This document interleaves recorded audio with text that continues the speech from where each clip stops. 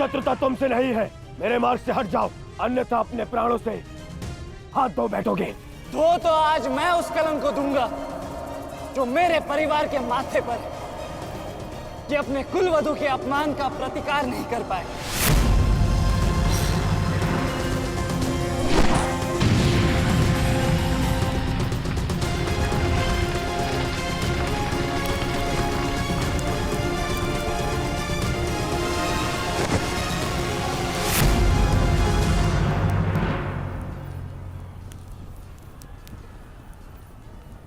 अनुभव करो इस ज्वाला को युवराज दुर्योधन।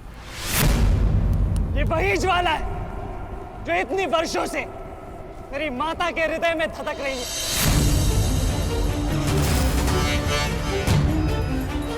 छोटा था मैं बहुत, पर मेरा रोम रोम जल उठता था ये सुनकर कि मेरी माता के साथ क्या हुआ। सोचो मेरे माता पिता और मेरे काकाओं पर क्या बीती होगी जब उन्होंने वह दृश्य देखा। मेरे माता पर क्या बीती होगी जब सहस्त्रों आंखें उनके वस्त्रहीन होते शरीर पर पड़ रही थी। आज मैं आपको उस अपमान का अनुभव कराऊंगा। आपकी पूरी सेना और महारथियों के समक्ष आपका वस्त्र हरण करूंगा और कोई कुछ नहीं कर पाएगा।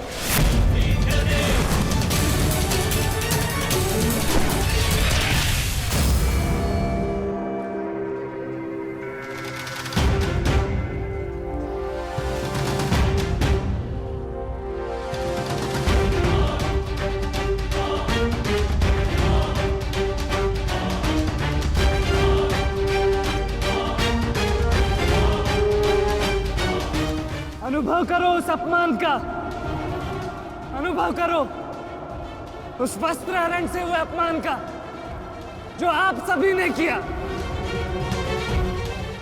नदी जब सीमा तोड़ती है तो बाढ़ आती है। आज आपकी पाप की धारा की बाढ़ में आप स्वयं बह जाएंगे काकाश्री।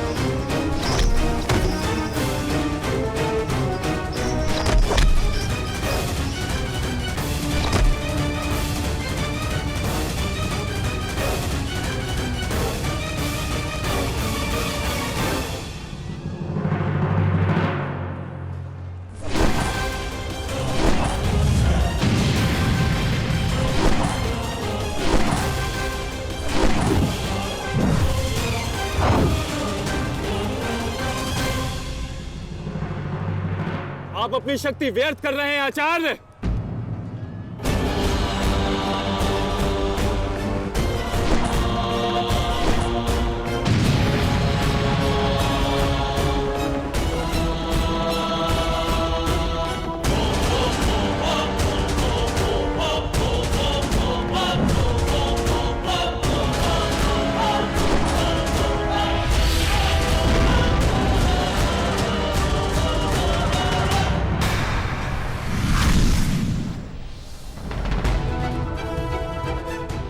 दुर्योधन को मेरी सहायता की आवश्यकता है। चलो सत्यसेन।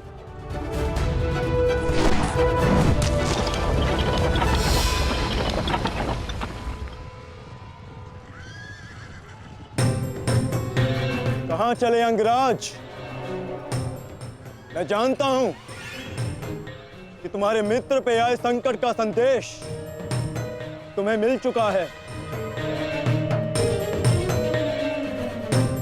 परंतु मैं तुम्हें जाने नहीं दे सकता। तुम कदाचित मुझे रोक सकते थे अर्जुन, परंतु तुमने एक भूल कर दी। तुम अपने रथ पर नहीं हो अर्जुन।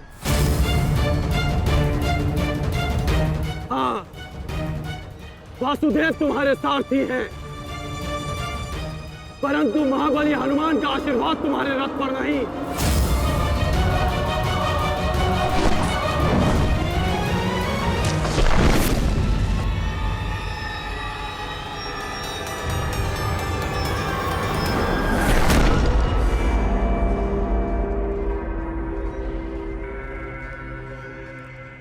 चलो।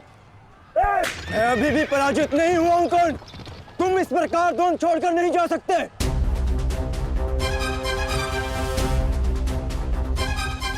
तुम युद्ध के नियम भूल रहे हो अर्जुन। युद्ध का नियम है कि महारथी ही महारथी के साथ द्वंद्व कर सकता है, और तुम रथ विहीन हो, इसलिए मैं तुम्हारे साथ द्वंद्व नहीं कर सकता। पहले अपने रथ का पहिया सुधारो, फिर आकर मुझे युद्ध का आह्वान देना, क्योंकि परशुराम शिष्य कर्ण नियम तोड़कर युद्ध नहीं करेगा।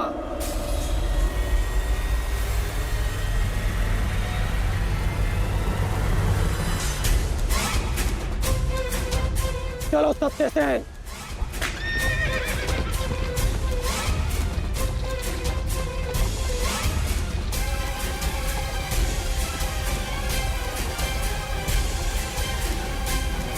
अब समझे पार्थ कि मैं कर्ण की प्रशंसा क्यों करता हूं।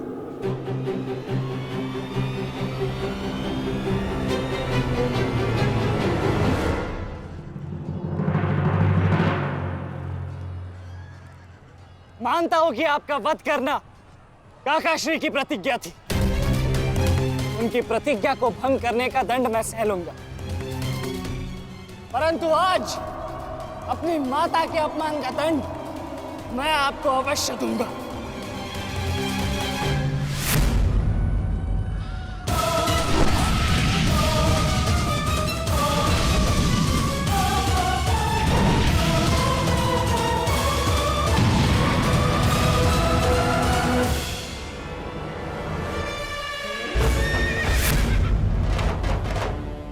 किसी की प्रतिज्ञा टूटे, पर मेरी प्रतिज्ञा नहीं टूटेगी अभिमन्यु। और मेरी प्रतिज्ञा है कि जब तक मैं जीवित रहूंगा, मेरे मित्र के प्राण नहीं जाएंगे।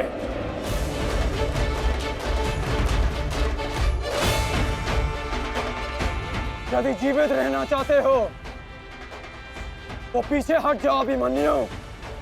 आप भूल रहे हैं अंगराज कि मैं किसका पुत्र हूं। पीछे हटने के बारे में सोच भी नहीं सकता। तो प्रहार सहने के लिए तत्पर रहो।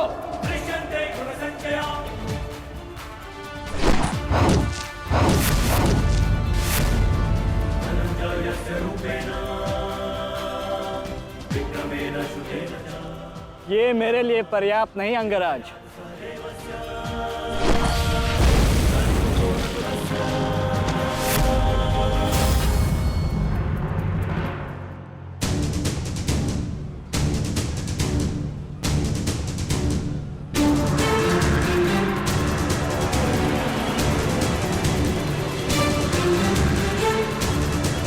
ना मेरे पास बाणों की कमी है और ना प्रहारों की। ये अंतिम अवसर है अभिमन्यु, लौट जाओ।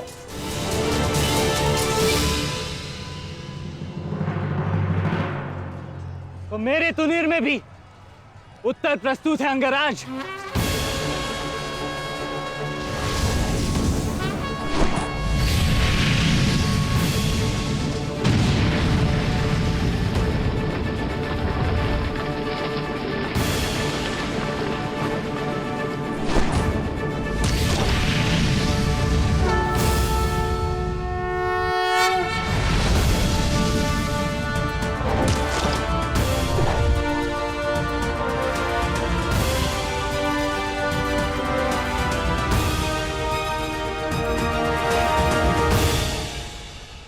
मैं तुम्हारा सामर्थ्य स्वीकारता हूं।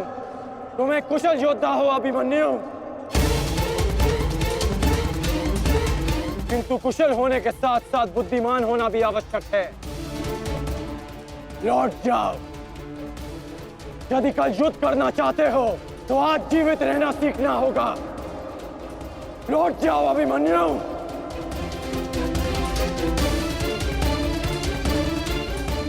एक योद्धा के लिए आज या कल नहीं होता अंगराज। उसके लिए केवल वो ही पल होता है जिसमें वो मृत्यु के सामने खड़ा होता है। एक वीर योद्धा से सुना था मैं, हे मृत्यु, तैयार यदि तू आने को, प्रसन्न मुखा। द्वार खुला है, तेरा स्वागत, प्रसन्न मुखा।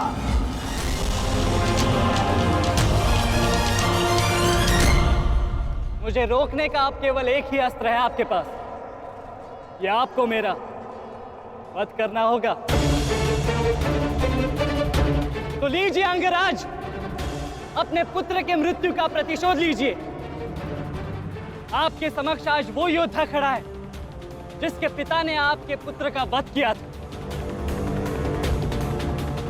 प्रतिकार कीजिए अंगराज, रुके क्यों है? क्योंकि जो पीड़ा मैंने सही, मैं नहीं चाहता कि वो पीड़ा मेरा शत्रु भी सहे। कृष्ण ने अपना विकल्प स्वयं चुना था। वो रणभूमि छोड़कर जा सकता था, परंतु उसने मृत्यु चुनी। गर्व है मुझे तुम जैसे युवा योद्धाओं पर,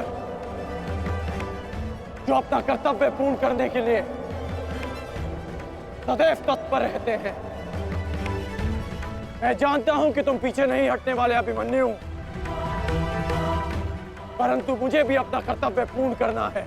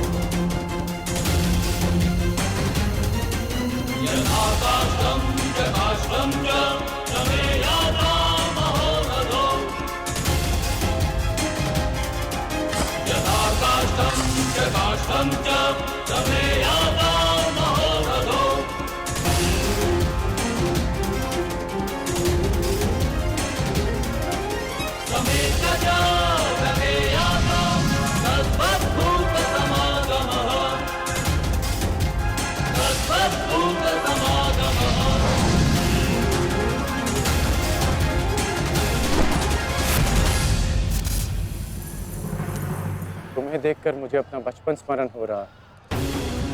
अभी तुम्हारा जीवन आरंभ हुआ है वत्स। इसे इस प्रकार व्यर्थ मत करो।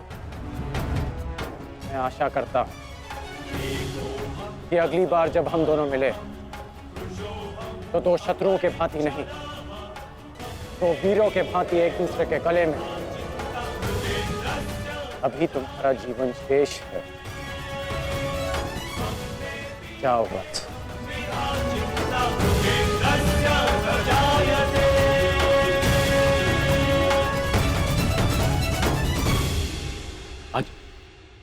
आज कौरवों की विजय हुई है गांधारी। पांडवों की एक अक्षुणी सेना को ध्वंस कर दिया है हमने आज।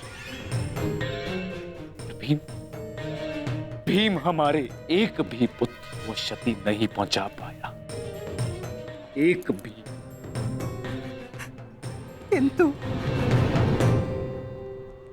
किंतु दुर्योधन का क्या महाराज?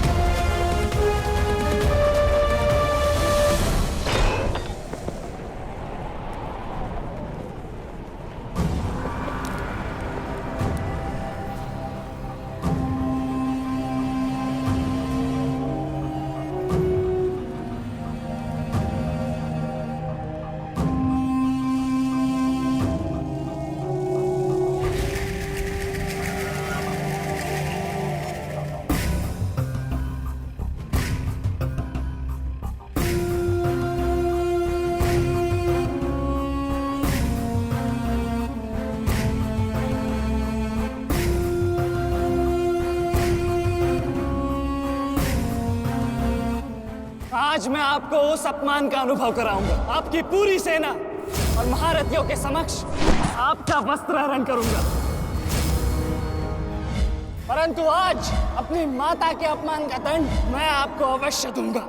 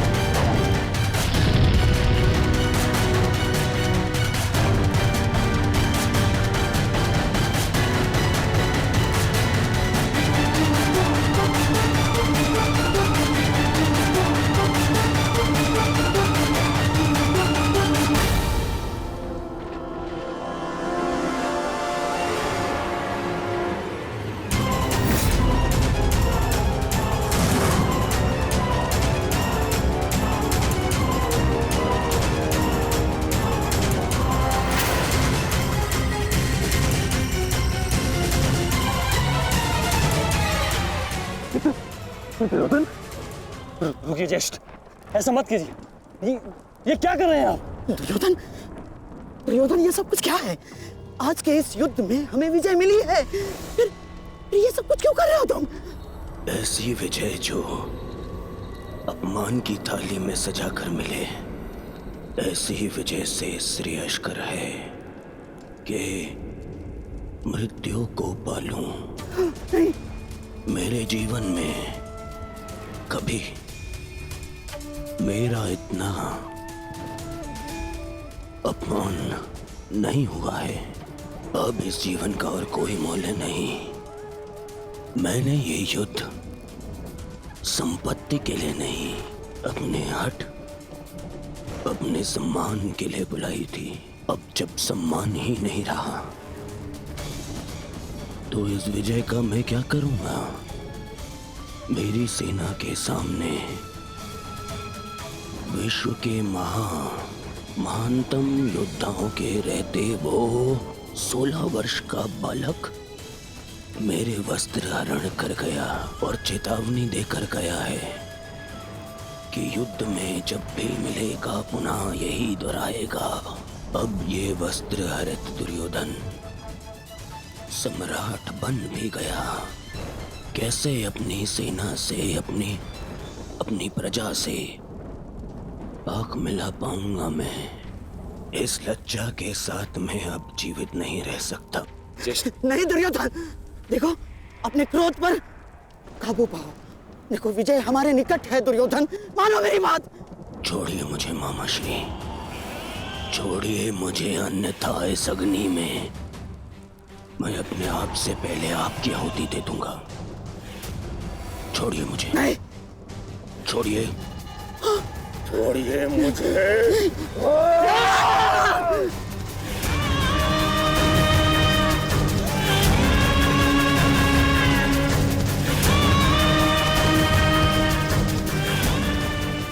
नहीं, नहीं दुर्योधन, देख क्या रहे हो मूर्खों? कोई रोको इस अनर्थ को।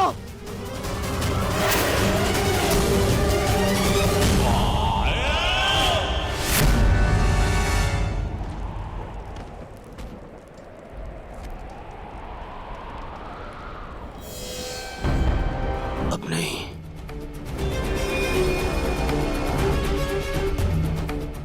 क्रोध में विवेक मत खो बैठा। जो अपना सम्मान खो चुका हो उसके पास खोने को और क्या शेष है? ले लेने देते उस अभिमन्यु को मेरे प्राण, वीर गति तो मिलती।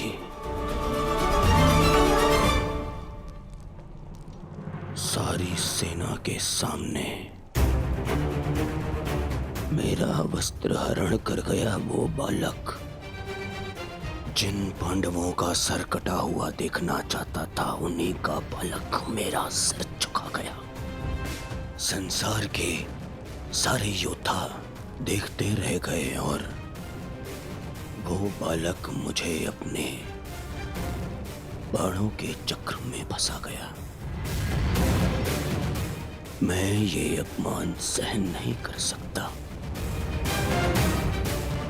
क्या करूंगा जीवित रह गए जब संसार के सामने शीश उठाकर चल भी नहीं सकता मैं। इसीलिए अब मैं अग्नि स्नान करूंगा।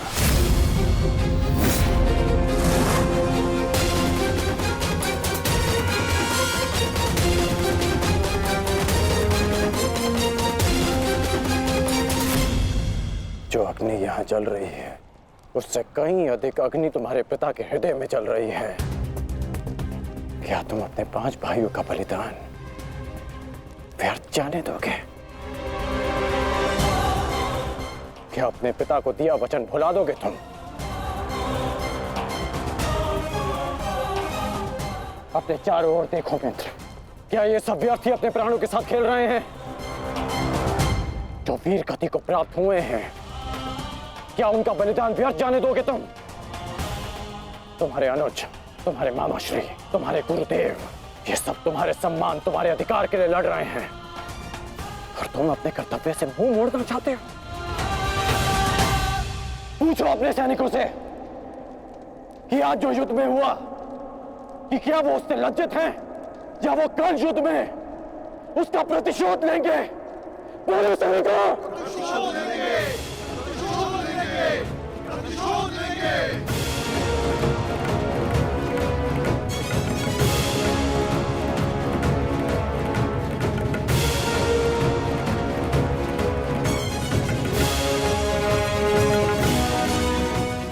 सैनिकों का सम्मान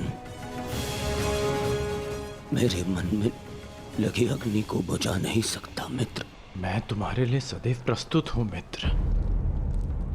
आदेश दो मुझे, आदेश दो कि क्या चाहिए तुम्हें। तुम्हारी पीड़ा को शांत करने की औषधि क्या है मित्र? बताओ मुझे। मुझे अपने इस अपमान का प्रतिशोध चाहिए। जिसने मेरा मान हरण किया उसके प्राण हरण करने हैं मुझे। मुझे अभिमन्यु चाहिए।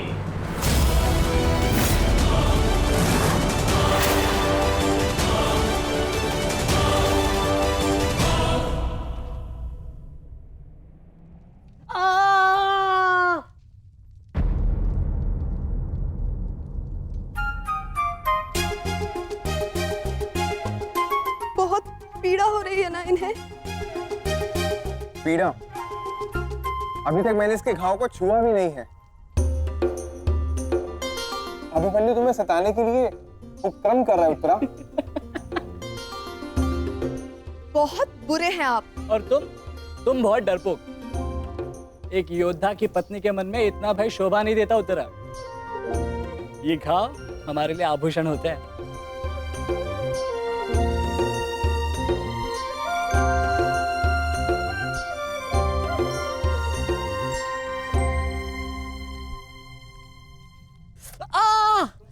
क्यों सताते हो तुम उसे?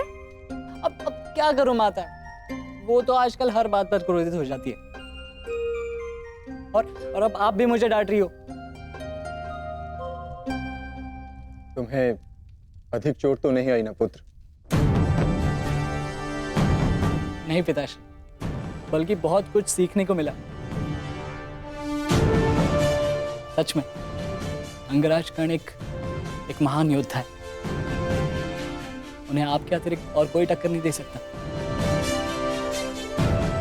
हाँ पुत्र, परंतु हम दोनों के लक्ष्य और सोच भिन्न है। मुझे तुम पर गर्व है।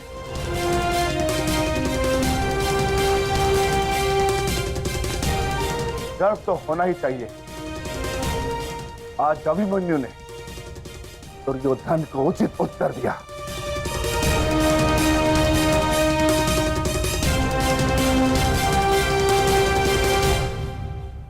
सत्य अभिमन्यु,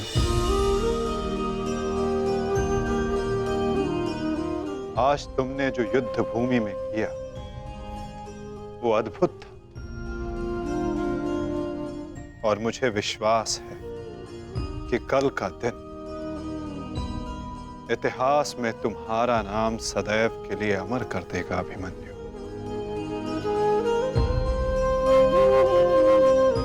इतिहास से पूर्व मेरे पुत्र ने अपनी छवि मेरे मन में अमर कर दी है। 14 वर्षों के पश्चात आज पहली बार मन को एक शीतलता पहुंची कि मेरे पुत्र ने मेरे साथ हुए अपमान और अत्याचार का भान उस दुर्योधन को करवाया। मेरी आत्मा को जैसे एक वस्त्र का संबल मिल गया। इसके लिए मैं सदैव के लिए अभिमन्यु की ऋणी रहूं। जीवन तो पल पल में है सखी, जिस पल को जी लो वही जीवन होता है। आज तुम प्रसन्न हो, जी लो सखी, आज का दिन जी लो। कल का दिन तो अभिमन्यु के जीवन का अंतिम दिन होना चाहिए, और स्मरण रहे सरल मृत्यु नहीं देनी है उसे।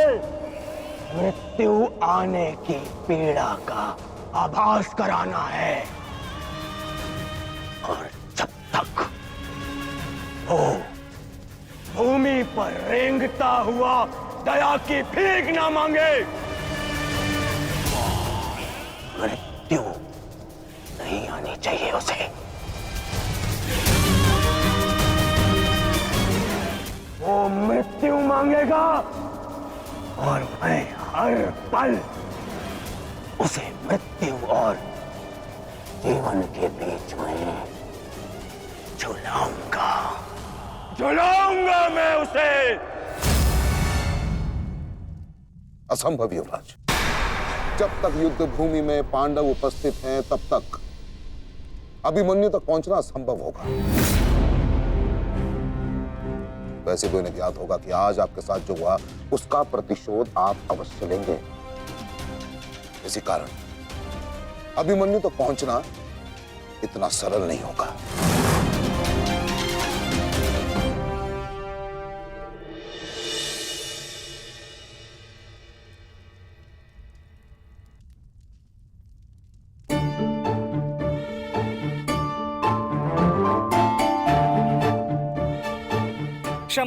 क्षमा कर दो, भूल हो गई बस।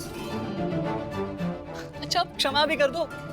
जिसने युवराज दुर्योधन का मस्तक झुका दिया वो आज तुम्हारे समक्ष सर झुकाए मना रहा है तुम्हें। देखो, किसी ने मुझे इस प्रकार सर झुकाए देख लिया ना तो मेरा बहुत उपहास उड़ाया जाएगा।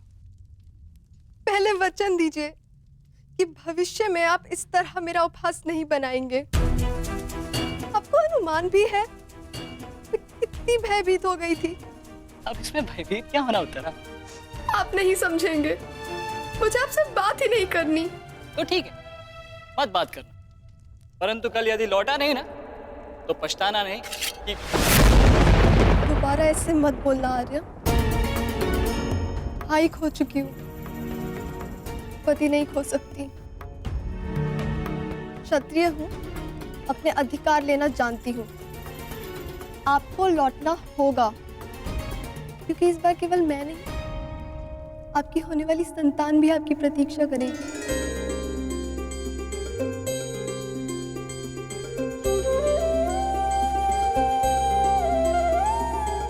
सत्य उत्तरा?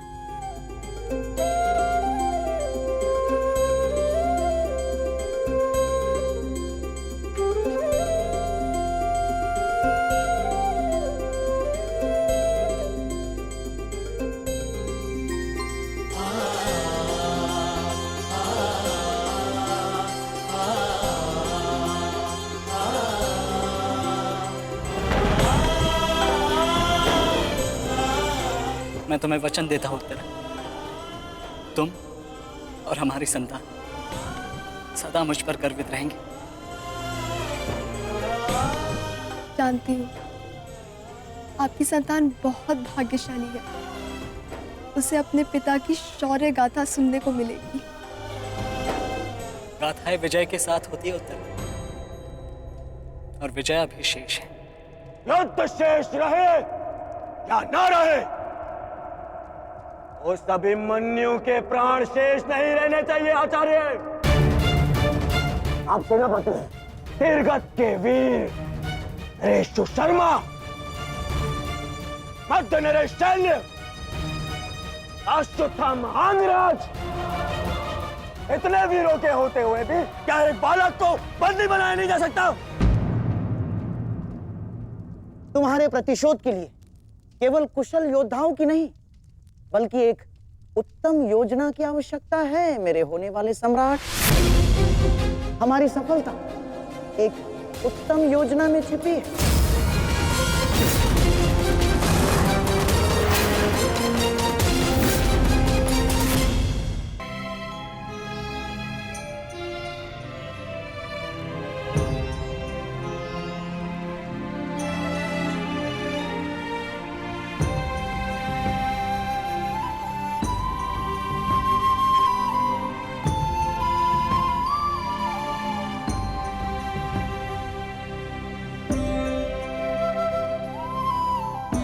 ऐसा क्या है जो आप चाहकर भी मुझसे नहीं कह पा रहे हैं सखा? ये रात का अंधकार भी आपके मुख पर आए हुए भाव मुझसे नहीं छुपा सकता। रात्रि के बाद दिन आता है सखी, उसी प्रकार जीवन के पश्चात मृत्यु आती है। सुख के बाद दुख आता है, और यही सृष्टि का नियम है। हमें अपने जीवन में सबके लिए तत्पर रहना चाहिए सखी।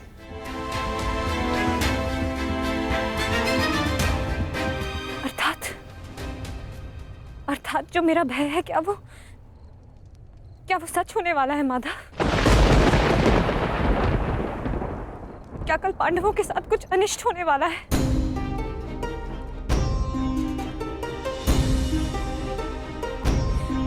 आप तो सब जानते हैं ना सखा। बताइए मुझे।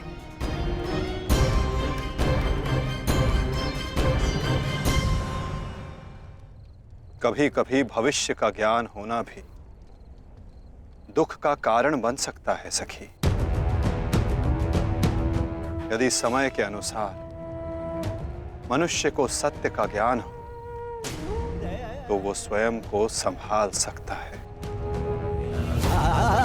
और आज तुम्हारी प्रसन्नता का दिन है सखी। आज तुम्हारे पुत्र ने तुम्हारे अपमान का प्रतिकार किया है।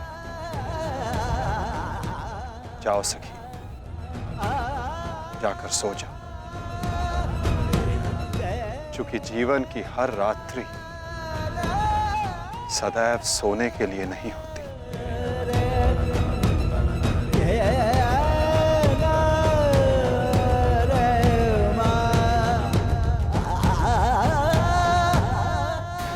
तब तक सो नहीं पाऊंगा जब तक मेरा प्रतिशोध पूर्ण ना हो जाए आचार्य। प्रतिशोध की आग में कोई और भी जल रहा है। युवराज दुर्योधन,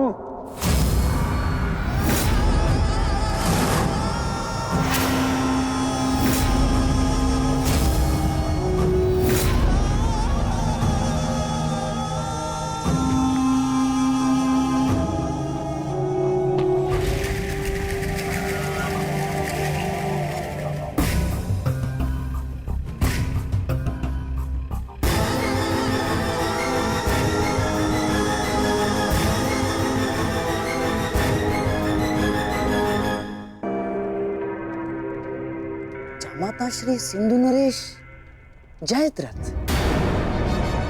भूल को क्षमा किया जा सकता है, अपराध को नहीं। इस अपमान के पश्चात में जीत बचा तो ऐसा भयंकर प्रतिशोध होगा कि तुम पांचों की आत्मा कांप उठेगी। प्रतिशोध दूंगा। कल तुम्हारे साथ साथ मेरा प्रतिशोध भी पूर्ण होगा और मैं सम्मान सहित तुम्हारी बहन दुशला को अपना मुख दिखा सकूंगा।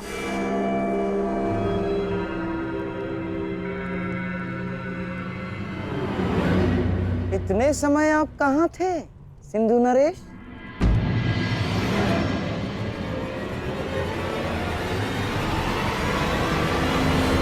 अपने अपमान के प्रतिशोध का प्रबंध कर रहा था।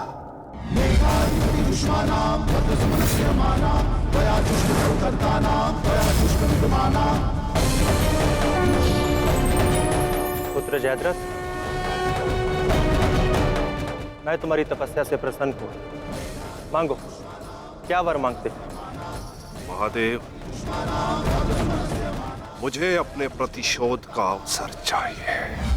शपथ ली है मैंने, जब तक पांडवों के अपमान का प्रतिशोध नहीं लूंगा तब तक मुकुट धारण नहीं करूंगा। और वो दिन कल आएगा, कल आएगा वो दिन जब मैं पांडवों को ऐसी पीड़ा दूंगा कि वो जीवन भर नहीं भुला सकेंगे। महादेव का आशीर्वाद है मेरे साथ और मैं तुम्हारे साथ युवराज, तुम्हारी योजना और मेरा प्रतिशोध दोनों कल सफल होंगे।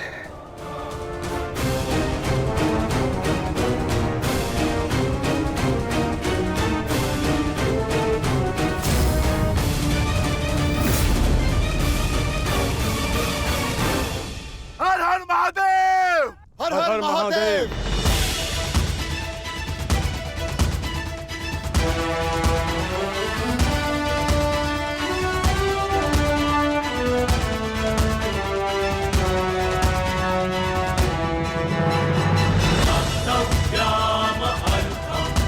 सर्वोत्तम बनो पुत्र, संसार के सभी योद्धाओं में तुम्हें सबसे अधिक कीर्ति प्राप्त हो।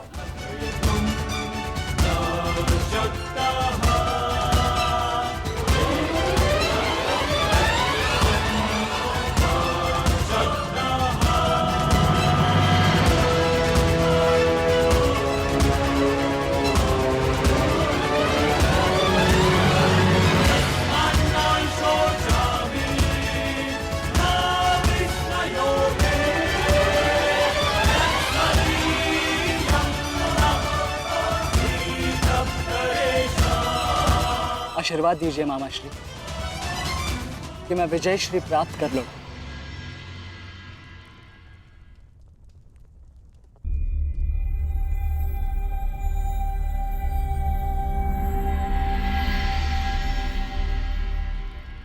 विजय तो कायरों को भी प्राप्त होती है पुत्र, परंतु कीर्ति और यश केवल शूरवीरों का मुकुट बनती है। मेरा आशीर्वाद तुम्हारे साथ है पुत्र। तुम युद्ध क्षेत्र में वो कीर्ति प्राप्त करो जो तुम्हें अमर बना दे।